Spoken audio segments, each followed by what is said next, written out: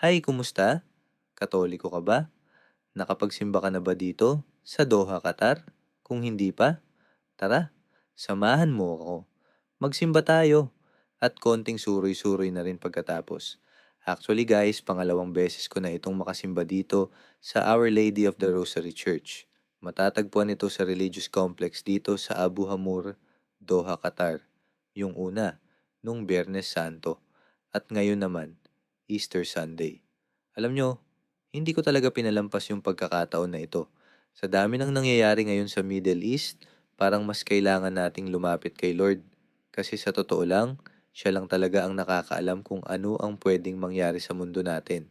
At sobrang thankful din ako kasi yung company namin, binigyan kami ng service papunta dito kahit oras ng trabaho.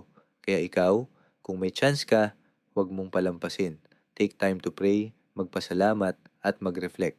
So, kung umabot ka sa part ng video na ito, paki-comment naman kung nakapagsimba ka na dito sa Doha, Qatar or kung saang bansa ka nanonood ngayon para malaman natin kung gaano kalayo na ang naaabot ng vlog na ito.